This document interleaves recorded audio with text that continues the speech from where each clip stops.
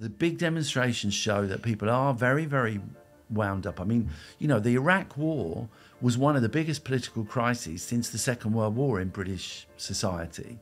And, so the idea that people don't care about these things, it really isn't true. It's a myth. We need to build a movement in this country that is really about challenging not just the foreign policy, but also the neoliberal economics that underpin it.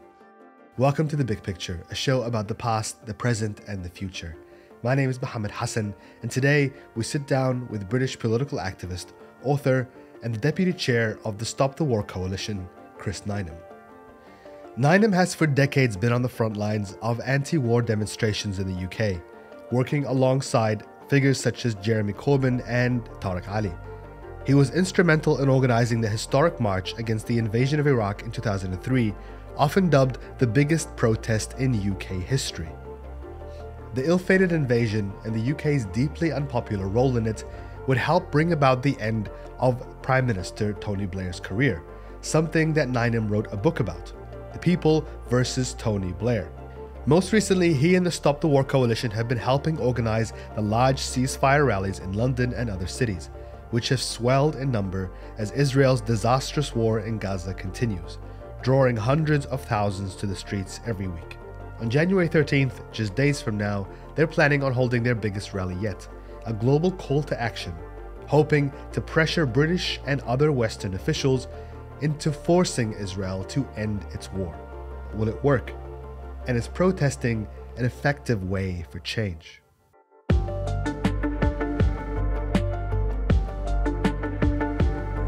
Chris Nineham, it's a pleasure to have you with us today. Welcome to The Big Picture. Thanks, great to be here. Let's begin by talking about the global action that is being organized for the 13th of January, 2024 now. It's a new year, but the action that has been ongoing over the last 3 months here in London and other cities around the world, this is planned to possibly be the biggest one. What are you expecting to happen on the day? Well, we're definitely expecting it's going to be a very big demonstration in London. It's a national demonstration, and we're calling on people from around the country to make sure that they do everything possible to get down here. I think the national demonstrations are very, very important because they express, they visualise, they show the extent and breadth and depth of feeling that people have over this issue. And, the local demonstrations are also very important in terms of building the movement and drawing more people into the organisation of the movement. But the national demonstrations are when we make a statement to the political classes, to the establishment, to the British state, that the people of this country are not happy with what is being done in our name. And therefore they have I understand it's quite difficult for people to keep coming down to London, but it's super important precisely for that reason. I don't know if it'll be the biggest, but it'll definitely be one of the bigger of the demonstrations, because we haven't been out on the streets in London on a national demonstration now for a number of weeks, and I think people are wanting to get back to it. So that's the importance of it nationally. I think it's also important to say this is, for the first time, a day of global action. It's part of a day of global protest that actually the coalition in this country has been calling for. And we're very happy that so far, I think there's towns and cities in 28 countries that have signed up and have said that they're going to be marching on the 13th, or some of them on the 14th, in order to be part of this global day. And that's important because I think partly it's just inspirational to people in the individual countries concerned, because you feel part of something broader. But in a material sense, I think if we can move in the direction of a coordinated, global, international movement with people coming out on the streets on the same day, the kind of the movement sort of unfolding as the day rolls on, starting in Australia, going right through Asia, into Europe, and then into the America. It's a very powerful thing. And I think it will send a message, not just to the Israelis, but also to the Western powers that are backing them, that the dynamic is going away from them, that the flow of opinion is in our direction, and that they're becoming more and more isolated. And so I think this is going to be a very important day, and hopefully it'll be the launch of a growing international coordinated movement that we can sort of push ahead with afterwards. You're coordinating with other groups, maybe similar groups in different countries. What does that communication look like? What do those conversations look like? Well, I mean, it's rudimentary at the moment. You know, it's up to now. It's been quite. It's been kind of just, initial contact, I'd say. We want to firm that up. We are moving in the direction of hopefully having some meetings and discussions and putting plans in place more seriously. And where we want to get to is to massively increase the number of countries that are on board. I mean, it's great that there are some places in the global south that are demonstrating already, but we'd like to have more protests in the Middle East, coordinate with the Middle East itself. So there's lots of work to be done. Hopefully, if this is a success, which I believe it will be, we can ramp things up quite dramatically from the day after the demonstration. And what is the message that you are hoping to send here to the British administration, but in other countries as well, to their respective governments, about what is happening in Gaza, and what kind of stance that you want them to take about it? Well, I mean, at one level, the message is kind of, it's visceral, it's emotional, it's just a sense of outrage and incomprehension, to be honest, I think, that our political class, the British establishment, could, right across the board, with the exception of, 50 or so MPs, could be standing aside and not calling for a ceasefire in the face of this level of barbarity, in the face of these images that we're all having to witness of, almost unbearable horror that is being caused, that is being generated by what the Israelis are doing. So I mean, there's a sense in which they're very emotional demonstrations, and they're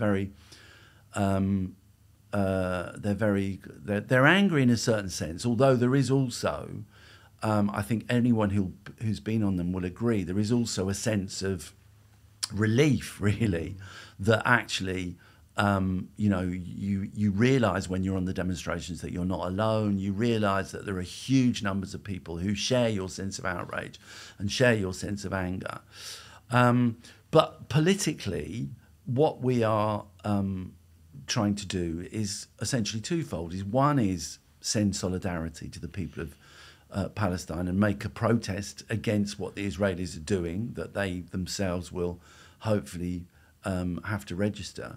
But two, we aim our protest, we aim the demonstration and the whole movement at the British government, because the most important thing that we can do to show solidarity for the Palestinian people in this country is ultimately to break the British government's and the British political establishment's support for what Israel is doing and for the whole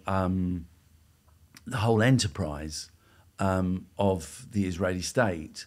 And, that's a very, very important thing, because, I mean, some of the Labour MPs have been saying that, what the opposition in Britain does or what the British government's attitude to Israelis is not that important. They're completely wrong. This is a myth, I guess, deliberately designed to make us feel like what we're doing isn't important or powerless.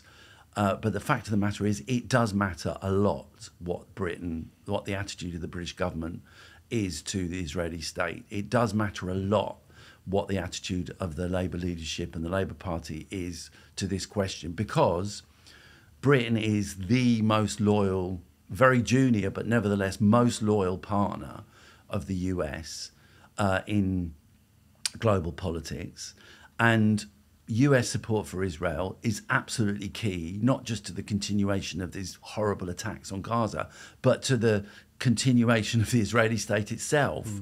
So, if we were able to break the British government from their support for Israel, it would have huge repercussions all around the world. So I think the British movement is very, very strategically important, and that's what we're trying to do. We're trying to create a situation, ultimately, where it is impossible for them to continue to, to collude, really, in what is going on in Gaza and in the West Bank.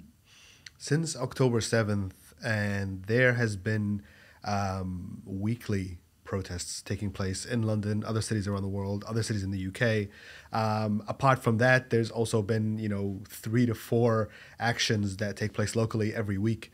And, the only exception maybe is the Christmas break. And then this is the first national March mobilization that's taking place in the new year. And it's almost been 3 months. And what impact do you think that has had on the government and its positions? On the surface, it seems like it hasn't really had an impact on the way that the government has decided to continue its foreign policy position of supporting Israel. We've now seen this kind of somewhat middle ground of a so-called sustainable ceasefire that the government has now taken, but in effect, it hasn't really shifted its position. Why do you think that is? And do you think the protests have budged that position in any direction? Well, obviously, it's very frustrating that, it's still the case that the British government and the rest of them, the Labour leadership and so on, are still refusing to call for a ceasefire, essentially supporting, in a sort of slightly critical way, what the Israelis are doing. I mean, it's deeply frustrating and it's shameful. But at the same time, I think it's important to recognise that the demonstrations are making a difference. We've got a situation where, the government tried to move against the movement and say that we couldn't march on November the 11th. We defied the ban. In the process of defying the ban, we created really quite a serious political crisis in the British establishment. Not only was a Home Secretary, one of the most toxic Home Secretaries this country has ever had, not only was she removed from office, but there was this moment where the police and the Home Office were at loggerheads. The police and the government were arguing publicly, which is a very un-English thing, actually. It's not the way politics is normally conducted in Britain. This was a product of a huge mass movement, a mobilisation that the police themselves recognised they couldn't stop, but yet the government was trying to force them to. So it was a moment of crisis, which I think shows that, the establishment has been rocked by this issue. Now, on top of that, we've got a situation where the Welsh Assembly, the Scottish Assembly, the Liberal Democrats have all had to come out in favour of a ceasefire, and where there is now turmoil, really, in the Labour Party, the main opposition party. There was a significant rebellion, almost as big in percentage terms as the rebellion over Iraq, but also lots of people resigning from Labour, resigning the whip, lots of councillors starting to say, they're not going to put up with this anymore, they're not going to go along with this. So I think it's not enough, and it's terrible that we haven't been able to actually change the official position, but we are making inroads, we are having an impact. And I think it's absolutely crucial to hold on to that. I think the reason you ask, why is it that the British establishment is being so obstinate? Why are they still continuing to defend the indefensible? Why are they still continuing to refuse to call for a ceasefire? The reason is because the British establishment is very, very close to America. It's, obviously very, very tightly linked in foreign policy terms. And both of those governments believe that support for Israel is absolutely essential for their foreign policy aims. Really, for them, Israel is crucial. The reason that the US gives so much funding, it gives more funding to Israel than any other state on the planet. Why is that?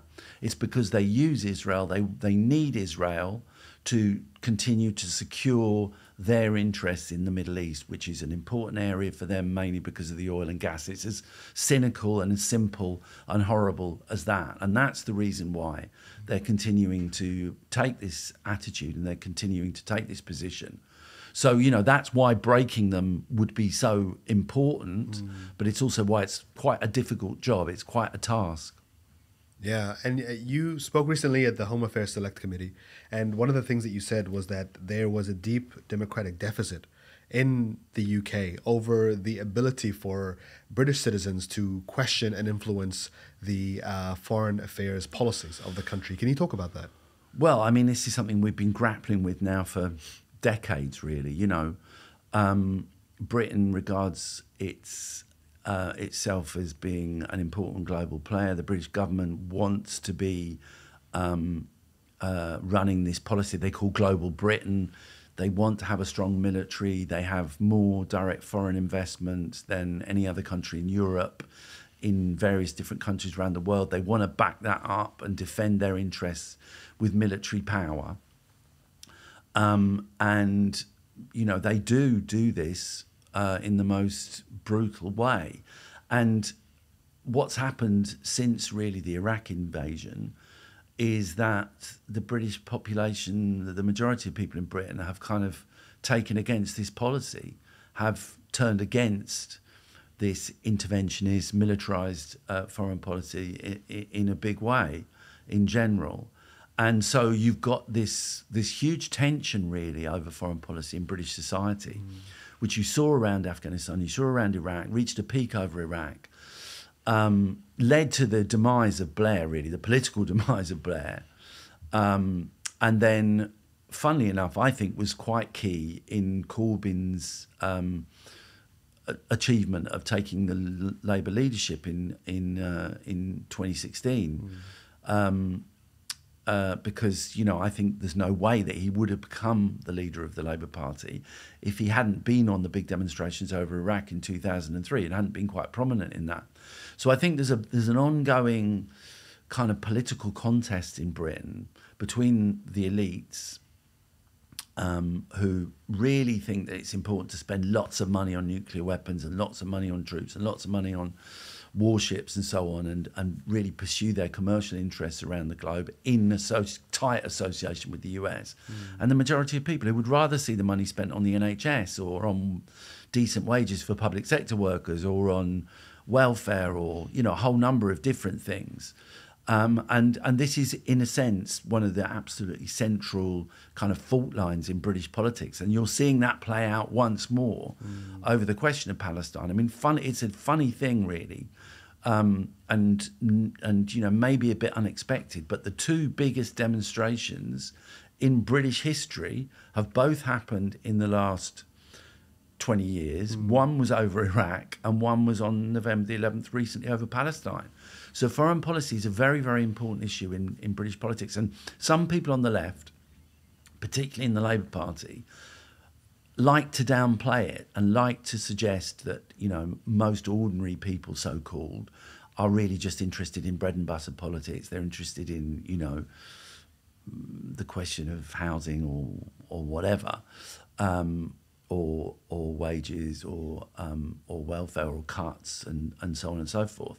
But actually people, in reality, people understand that these things can't be disassociated. You can't talk about domestic policy in Britain without talking about foreign policy, really, because, we are historically such a huge colonial power. We have such a history of intervention around the world. And, I think a lot of people understand that every penny or every pound spent on arming Israel or spent on arming the Ukrainians or on nuclear weapons in this country is a pound not spent on education. It's a pound not spent on the NHS. It's a pound not spent on the wages that people so badly need, in wage increases people so badly need at a time of inflation and cost of living crisis. So the things are connected, and we have to make sure that people understand. I mean, we have to on the left, we have to make sure that we reflect that fact. We are in campaign mode right now. We're in an election year. We're possibly 4 to 6 months at least away from a general election in this country, and this issue of the war in Gaza, of Britain's position, of the ceasefire, is a big issue, and it's something that is, the government's position has been quite unpopular with regards to public opinion in this country.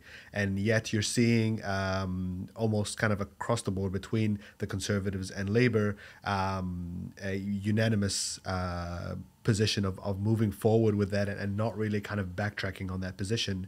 Do you think that in the minds of these two major parties, that, as you were saying, that this is not going to have an impact on the election this year, and that people are a lot more vested in the economic conditions in the UK than they are about what Britain does or what it supports overseas? No, I think it will have an impact. I definitely think it will. I mean, it's hard to predict exactly, but I mean, I think there'll be a lot of people who don't vote, and one of the reasons they won't vote is because they feel outraged at the fact that both the main parties have supported Israel or have failed to criticise Israel in this situation. I think that it's difficult because there isn't an obvious party to vote for who are against the militarism, against the wars, against what Israel is doing, pro-Palestine. So it's going to create a big problem, I think, for lots of people coming up to the election. I think there will be some candidates in some areas who do take a principled position, both people inside the Labour Party, some people in the Green Party, and also I think there'll be some independent. Well, obviously, there's going to be some independents standing. I think Jeremy Corbyn will stand.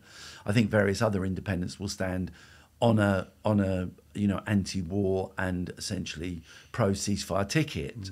So that will provide an opportunity for people in some places to have a positive vote. But so in that sense, I think it's going to play out in quite a complicated way, and it will start the process of reshaping British politics, really. And there's definitely lots of talk now.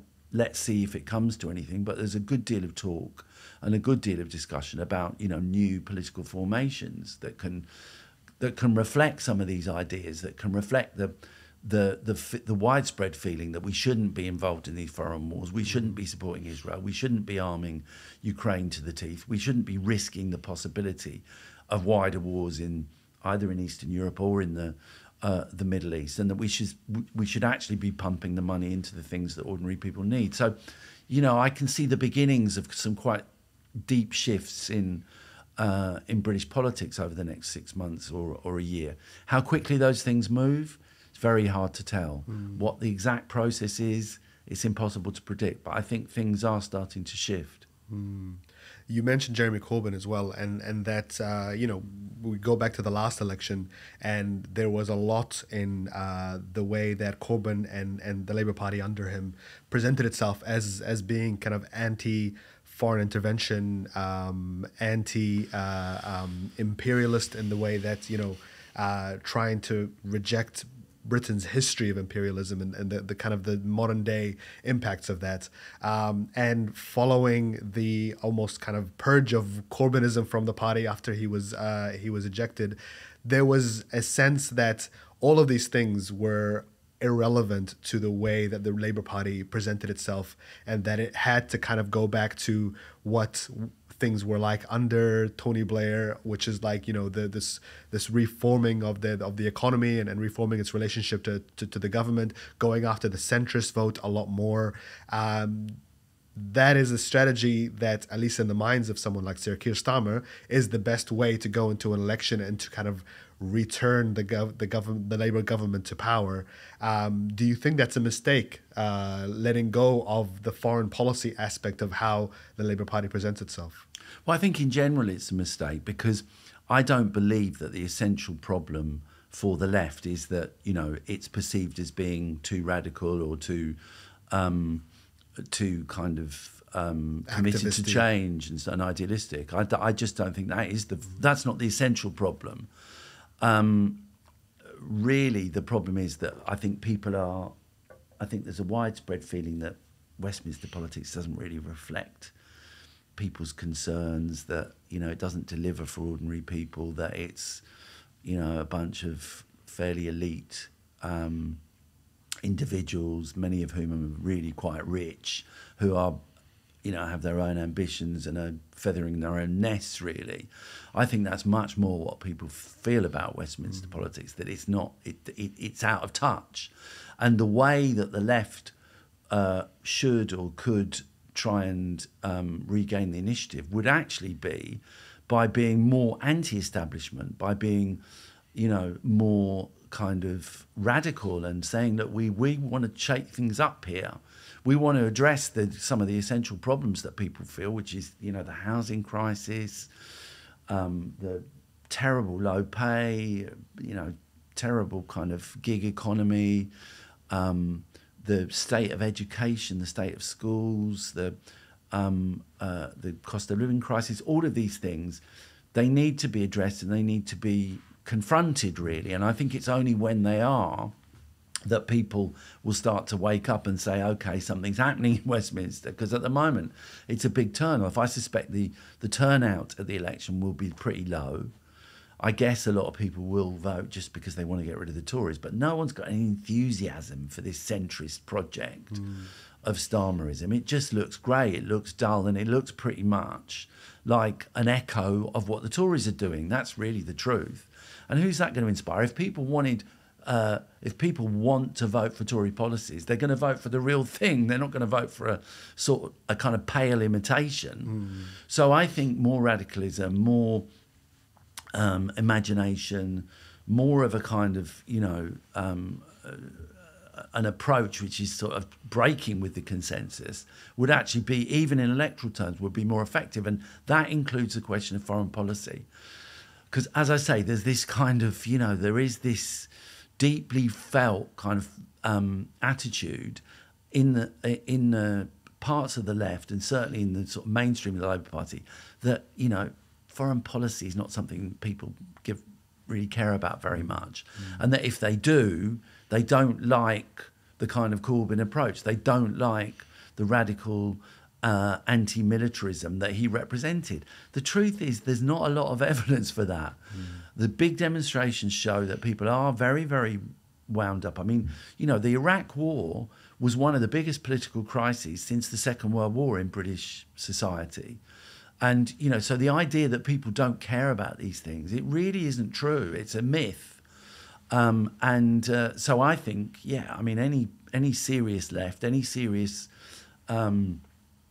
Labour Party that actually wanted to try and address the fundamental issues in British society and build popular appeal would actually say that the kind of foreign policy we've been involved in for the last 25 years has been a disaster. It's been a disaster for the people in Afghanistan, in Iraq, in Syria, in Libya, in lots of other places. But also it's been a disaster for us because it's made the world a more dangerous place. Billions and billions and billions of pounds have been wasted on weapons of mass destruction, which have been exported to various different corners of the world and have just done nothing other than creating misery and carnage. What's to like about this? So I think we shouldn't shy away from these questions. We should put them front and centre of our political approach, really. Friends, we are here today to show Tony Blair and to tell him openly that if one country needs a regime change at the moment, it's Britain. If war does break out, we should turn around and say that we're prepared to occupy our industries and not be prepared to allow for a war to take place anywhere throughout the world. Our message today here in London, 1 million and more strong, is this: we want to live in a world free from war. The way to free us from the scourge of war is to free ourselves from the scourge of injustice, of poverty, and the misery that's associated with that. Let's go back to the Iraq War and the Iraq War demonstration 2003 and the Stop the War coalition that had, at that point been formed 2 years earlier in the wake of the invasion of Afghanistan that the UK was a part of. What was the climate like in the UK? What was the climate like in the circles that you were part of in terms of, thinking that let's organize something that is big, that is part of a global action, that can have an impact on the way that this government looks at foreign policy, the way that it, handles itself abroad? Well, I mean, immediately after 9/11, as always in those situations, you really don't know what is going on in people's minds. You don't know what's going on under the surface. That's the reality. And we took a gamble that people were going to respond to the attacks, the horrible attacks on New York and Washington, by saying, look, we shouldn't retaliate. We shouldn't respond in kind. People had a sense that George Bush and possibly Tony Blair were going to use this attack as an excuse for doing bad things and doing dangerous things, and that's exactly what happened. But I mean, even we were, I guess, taken somewhat by surprise by the response we got, because we called a meeting, I don't know, 8 or 9 days after 9/11 in 2001, and 3,000 or 4,000 people turned up. It was I think it was "Stop the War Before It Starts" or something was the kind of title of the meeting, and it was absolutely huge. We had to have people out. We had people queuing outside. We had 3 meetings in the hall and 1 in the complex, and a big meeting outside the hall as well. It was obvious that the concerns that we had were shared by many people. That you know, the West was going to make big mistakes and was going to plunge us all into possible foreign interventions, and that's obviously what happened. But I mean, the opposition mushroomed fairly quickly, because we did put together a big coalition. We built the broadest coalition we could, not just of the left, but trade unions, people from the churches, people from the mosques. We reached out to as many communities as we possibly could and said, let's stand together, let's keep it simple, don't attack Iraq, freedom for Palestine, you know, etc., no to attacks on civil liberties, these kinds of things. Few simple slogans, and let's unite around them and really try and build a movement. And a lot of people thought, oh, what are you doing? You know, this isn't going to wash. But actually, it grew and grew. We spent a year building it up to the invasion of Iraq, and by the end of that year, just over a year, we had, as you know, between 1 million and 2 million people out in the streets, which is completely unprecedented in British history. You know, particularly on the question of foreign policy. Yeah. And you know, it was a game changer, really. We didn't stop the Iraq War, but I think the movement, the broad movement, has and did manage to kickstart a debate in British society about where we were heading with this country and with our foreign policy, and what kind of priorities did we want to see in the running of our government and our society more generally. And that's a debate that's continued right through the last 2 decades. As I say, I think Corbynism was partly, and in fact largely, an expression of that debate, and I think it continues to this day. And I think it's been a very important movement for all of those reasons. And I mean, Corbyn is also, you know, somebody that had come from the Stop the War Coalition, that also come from the Palestine Solidarity Movement. This was really somebody from your own ranks that had at one point become, or was about to become, the Prime Minister of the United Kingdom. What impact do you think that kind of says about what you guys had built over the course of those 2 decades? Well, I think you're right. I mean, it was, in a weird way, the Corbyn moment was a kind of social movement insurgency into the ranks of the Labour Party. And I think that tells you quite a lot about how politics works, actually. And that, you know, the importance and the potential impact that mass movements can have when they reach this kind of scale.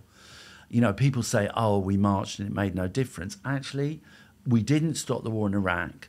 We haven't completely changed foreign policy. But I think what happened in the Labour Party shows that it's simply not true to say that the movement had no impact. And in fact, it has helped to shape the way foreign policy is conducted, despite everything. The truth is, and the generals and people from the MOD moan about this in private, really they are not able anymore to do in Iraq. They couldn't send 35,000, 40,000 troops into a foreign country and invade it like they did in 2003. and the reason they couldn't is because they know that there would be these massive protests. There'd be a kind of social revolt again. So I think it has had an inhibiting effect, even if it hasn't completely transformed the situation. We need to take it forward from there, but I think there's no question. The other thing that's very significant here is the response of the British establishment.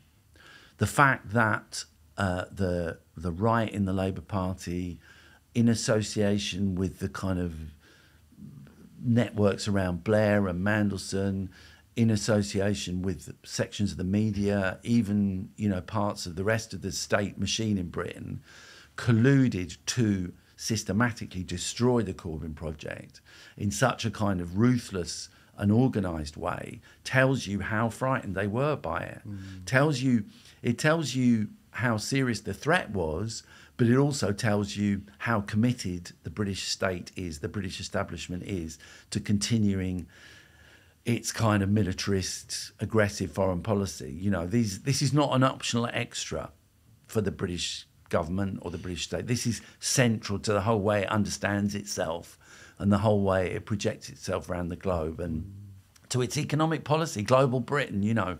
This is really, really central. So in some ways, it's not surprising that we haven't completely changed the situation, but we have threatened them. We have changed the climate of opinion anyway in British society, and so I think the battle continues. And that protest movement in 2003 and those historic protests, as you mentioned, you know, didn't prevent the Iraq War from happening, but in the years following became such a huge burden on the Blair government that ultimately, you know, the government and Tony Blair himself had to kind of publicly be held accountable for what happened during that period of time. You wrote a book about this. I'm curious to hear what you think the impact of this movement that has built around this idea of a ceasefire in Gaza, that so far, you know, has not been able to achieve its aims of stopping the war in Gaza. What do you think? What kind of impact do you think it could have here in the UK, but elsewhere as well? Well, the one thing I'd say is that don't underestimate the extent of the crisis that was generated by the Iraq War and the resistance to it back in 2003, 2004. And I did look into it a little bit for the book that I wrote about Blair. And it's very, very interesting. I mean, we didn't realise at the time just how vulnerable they felt, just how close to the edge they were. I mean, you know, insider accounts that have been published since show that Blair was a number of times in the run-up to the Iraq War, he really thought that he was finished. He thought that there would be a rebellion in Labour that would finish him off. There's the famous episode where I think just 8 days before the Iraq War started, Jeff Hoon, who was the Defence Secretary, phoned Donald Rumsfeld in America and said, I don't think we're going to be able to participate in this war. And in a very humiliating exchange, sort of Rumsfeld apparently just kind of shrugged his shoulders and went, okay, well, so be it, you know. But actually, if we had managed to stop British participation, it wouldn't have had so much a huge impact on the military side of things, but it would have had a huge impact on America's ability to project itself as having a kind of coalition around it. So I think there was a very deep crisis that was generated by the anti-war movement at that point. And I mean, you know, I'm not saying we've reached that level yet over Palestine, but nevertheless, don't believe that this situation is just going to be, you know, smoothly resolved for the British establishment. I think there's a certain cumulative impact here that people were sickened by Iraq, by Libya, by Syria. They may be have been a bit confused by what happened in Ukraine, but once again now people are saying, you know, what are these people doing? What is their game here? What is their priority? I think there's a deep sense of cynicism about the steps being taken here, because the gap between the reality of what the politicians are saying and what people are seeing on their feeds and their social media on TV is so great that there's a kind of, I think, a credibility problem, a legitimacy problem developing for the elites here. And I'm not sure that they'll be able to come back from that. Well, I'm sure they won't be able to come back from it unscathed. I mean, and I think to a certain extent, people are seeing the rest of politics through the prism of what's happening in Palestine. And I thought at the end of last year, when the pandemic inquiry was going on, and when you had that moment where Boris Johnson had to admit to saying, let the bodies pile high, I thought that was kind of an interesting moment in a horrible way, because it against the background of the bodies literally piling high in the Gaza Strip, you could see people thinking, oh my God, you know, they really don't care about us. You know, they really, you know, they don't care about us here. They don't care about Palestinians. Human life for them is nothing. And, you know, in the pursuit of profits in one form or another, they're prepared to sacrifice people. And I don't think that any government or any regime can kind of go through that process of popular thinking without suffering some serious collateral damage. And the Labour Party under Sir Keir Starmer has been going through a very public transformation over the last couple of years, since 2019, and part of that transformation has been the reintroduction of Blairism and the language of Blairism, and this idea that the party needs to go back to its glory days in the 90s and the 2000s, when it held the public consensus and had public respect and admiration. And Tony Blair himself has been reintroduced into that very publicly. There are high-profile meetings between him and Sir Keir Starmer. Sir Keir Starmer has thanked him publicly for being a sort of mentor to him.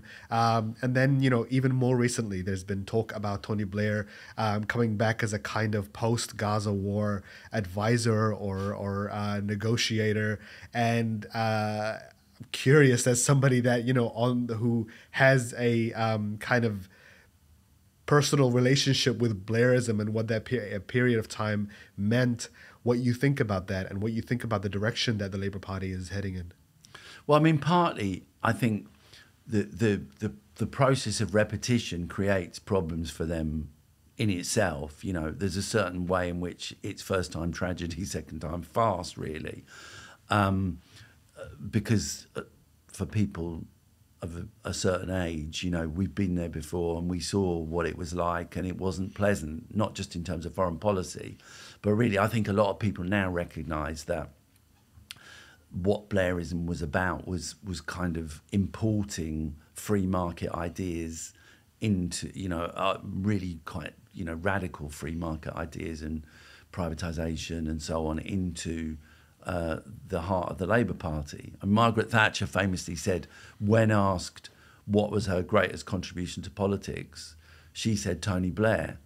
And what she meant by that was that they managed to the ideologues of neoliberalism and the free market managed to actually co-opt the Labour Party and therefore win a kind of political consensus. So those, as I say, people who went through and lived through those years, I think will be quite sceptical anyway about what going back to that means. Largely because of the Iraq War, which was the single, by far the biggest kind of negative legacy of the Blair years. But I don't think it's just that. I also think that, Tony Blair had a bit of charisma. He had a bit of drive. He had some ideas. He was able to dress up his kind of his essentially pro-market politics in a kind of socially progressive, slightly kind of woke set of identitarian ideas. I mean, Keir Starmer just hasn't got that kind of nous, and he hasn't got that ability really. So. Plus, he's operating and this is crucial actually, Keir Starmer will be operating, is functioning at the moment in a much, much harsher economic climate. Blair benefited from a short economic boom, fairly shallow economic boom, but nevertheless a real one, which gave him some room to manoeuvre. That's not going to happen. You know, ever since the banking crisis in 2008, we've been flatlining, basically. The British economy has been flatlining or worse. And there's no signs of that situation changing. So, you know, we're really going to be talking about a government of austerity with a very bland, you know, figurehead who's got no ideas and no connection with ordinary people. So, you know, I think it's disastrous, really. I think it's catastrophic. And although I think Labour probably will win the election, I don't think they'll win it with any sense of enthusiasm. And there was actually genuinely a sense of enthusiasm in '97 for a bit, because there was a feeling that this was something different, this was something dynamic. It's not going to be like that. At best, there'll be a sense of relief that the Tories are finally gone. But I don't think anyone's going to think, OK, Keir Starmer's going to come in and sort things out for us. And, I mean, the Labour Party has been, in recent weeks, trying to almost massage some of the public image that it's lost as a result of the Gaza war. Keir Starmer's talked about tackling Islamophobia as an example. And there is generally a perception that it's harder to protest against the Labour government than it is to protest against the Conservative government, especially if the protests are coming from the left. Do you think that's going to be the case once Labour gets into power? Do you think it's going to take some air out of the movement that's been ongoing? I mean, definitely not for long, if at all. And in a certain sense, I'm not sure you're right that it's always harder to do protests under a Labour government. I mean, you know, because when you have a Conservative government, the argument can be put, well, let's just get rid of them. Let's, you know, wait till the election. We'll get a better government. If and when Labour wins, then that option, that safety valve, is no longer going to be there. So when Starmer gets in and conducts what, in my opinion, will be a very, very kind of right-wing austerity economic policy, continues to be very pro-war, really won't make any reforms that benefit ordinary people at all. In those circumstances, what have people got left apart from the option of protest? So I think we'll find that there will be resistance. I mean, it's very hard to predict these things. And then there may be a period, you know, there may be some kind of a I don't know, there may be a short honeymoon period for them, but I don't think it's going to last very long, because I don't think anyone's got massive illusions in the idea that a Starmer Labour government is going to make much of a difference. And where do you think the left is under a Labour government? You know, like if you were to do a health assessment on where the left is right now, and, you know, it's taken a couple of major blows over the last couple of years. A lot of the prominent figures in the Labour Party that represented the left are not there anymore. Where is it? And you know, do you think it's in a place where it's going to grow over the next couple of years, or is it still licking its wounds? Well, I mean, that's a complex question. I mean, I still think people have, you know, still reeling from the 29 election defeat, which was, you know, very, very serious, because a lot of people had very, very serious hopes that Corbyn was going to win, and that, you know, there could be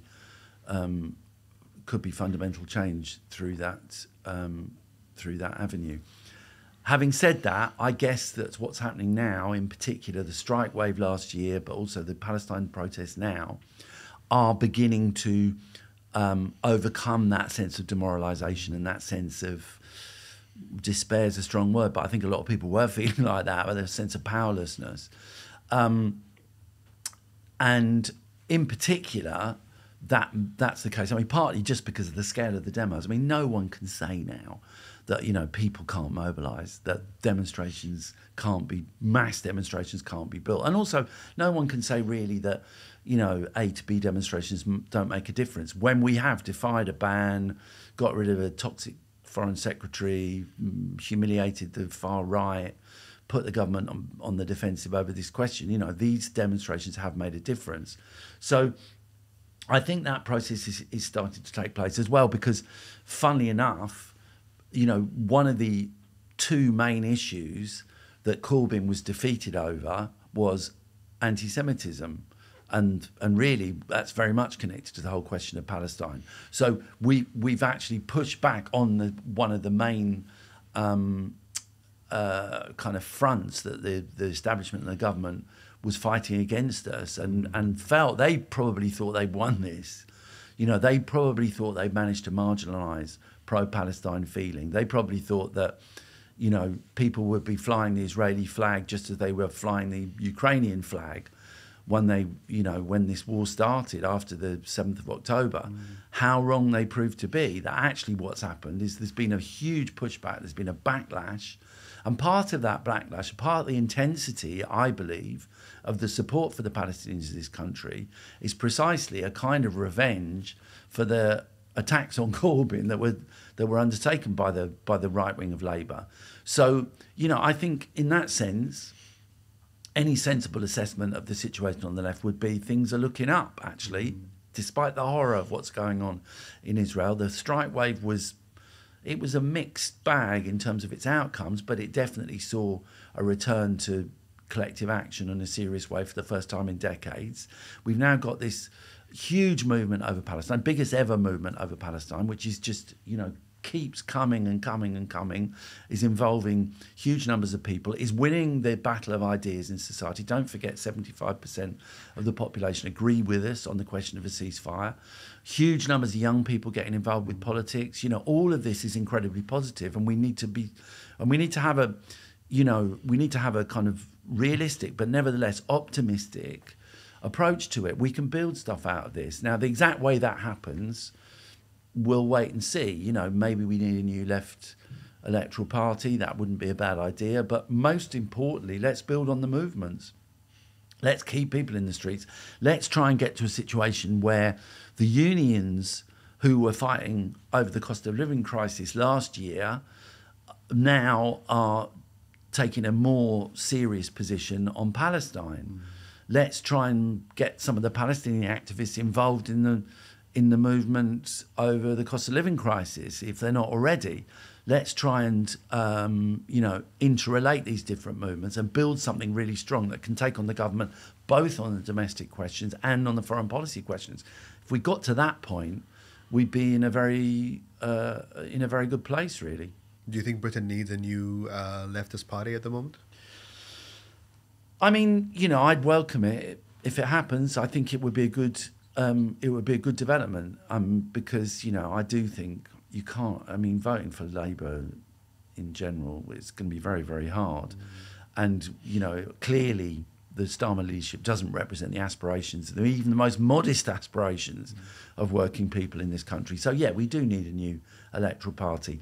I think, however, that the left shouldn't make the mistake of thinking that it's all about elections, that politics is just about what happens in Parliament.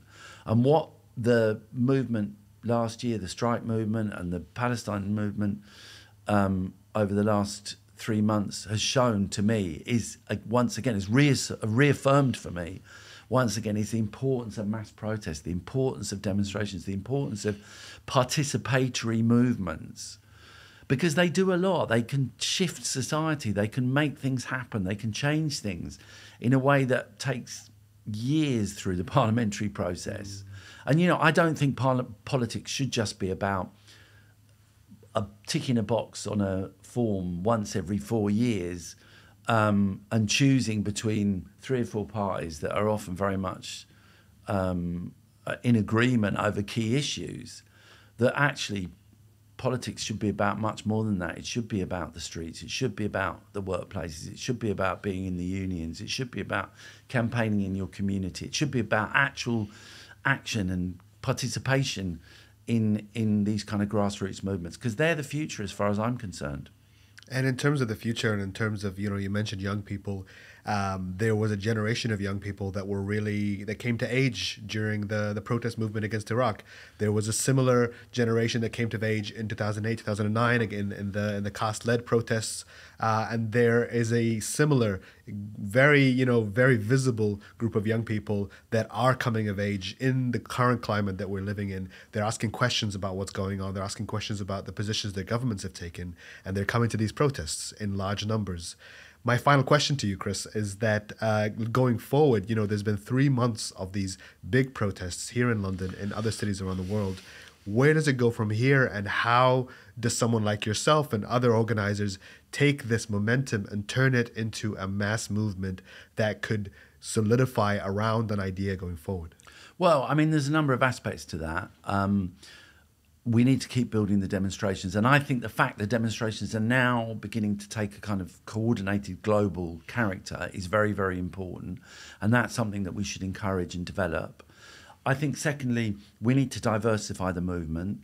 The demonstrations are absolutely key. They're the kind of backbone of the movement. They're the moment when everyone comes together. We feel our strength. We judge the level of mobilisation. We put the establishment and the government on the back foot, but they're not enough in themselves. And what we need to do is to make sure that they generate other forms of activity. There's going to be a day of workplace action on the 7th of February where we're asking people in the trade unions, and even if they're not in the unions, to do workplace rallies, to do lunchtime walkouts, to do some level of activity in the workplaces. Also on that day, we're going to be asking students in universities and school students to do walkouts from where they are, or occupations, a day of action that brings together people in the workplaces, working people with students and school students. That's one example. There are lots of other initiatives that are already happening, in terms of protests outside manufacturing industries and manufacturing companies that are sending weapons to Israel, and all sorts of other kinds of direct action which are important. So I think we do need to diversify the movement. We need to deepen it.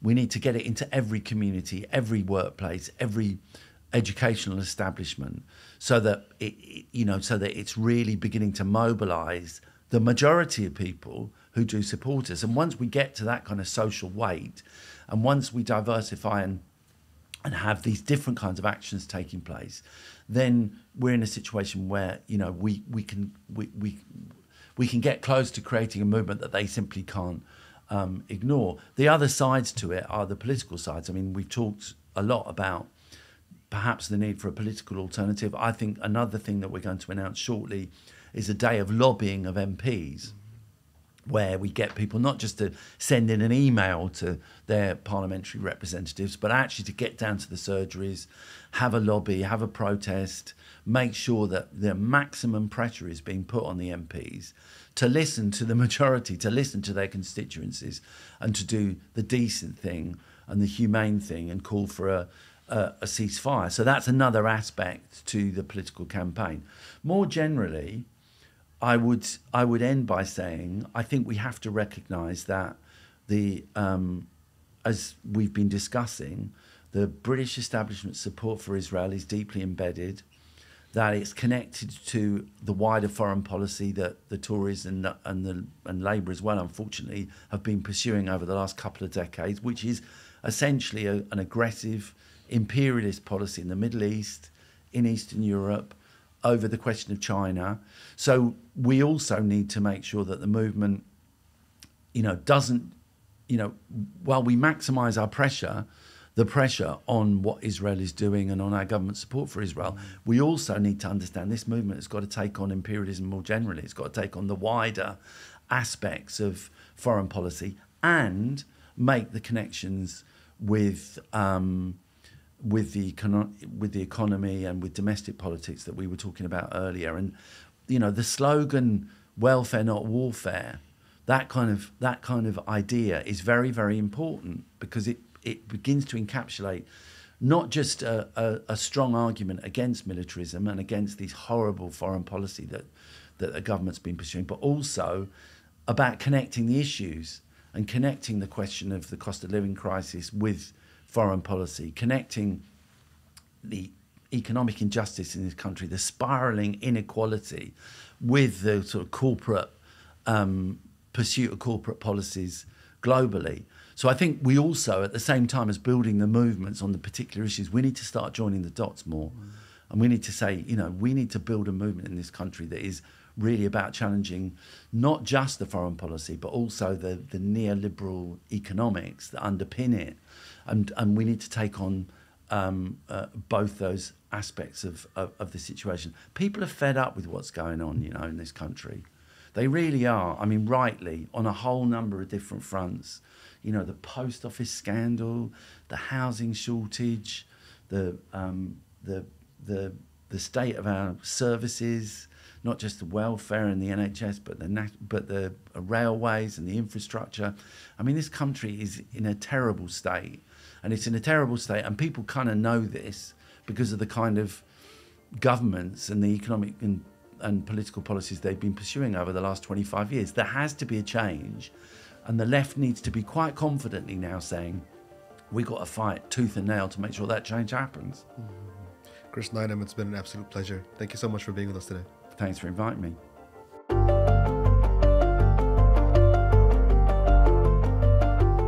Thank you for watching this episode of The Big Picture, and thank you to Chris Nineham for being our guest today. We want to hear your thoughts. Are you someone who is attending the call to action on the 13th of January? And if so, why? If you're not attending, we'd like to know why as well. And as always, you can find all of our episodes in audio format wherever you get your podcasts from. And until next time, salam.